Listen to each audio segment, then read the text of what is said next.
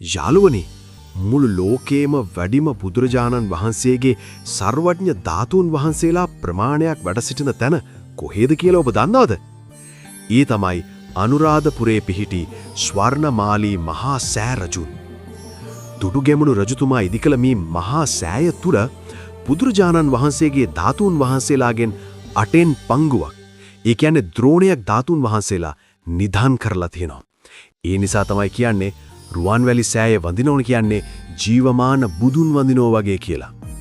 මේකේ තියෙන සංවේදීම කතාව තමයි රජතුමා මිය යන මොහොතේ සෑය වැඩ ඉවර වෙලා තිබුණේ නැහැ. රජතුමාගේ හිත හදන්න සද්ධාතිස්ස කුමාරයා උණබට බැඳලා සුදුරේදී වසලා සෑය සම්පූර්ණ වුණා වගේ රජතුමාට පෙන්නුවා. ඒ දර්ශනය දැකලා තමයි රජතුමා සතුටින් ඇස් පියාගත්තේ. දෙවිවරු පවා වඳින පුදන රුවන්වැලි සෑය අසිරියේ ඒ වගේ. මේ වගේ වටිනා කතා දැනගන්න උරුමේ රහස ෆලෝ කරන්න.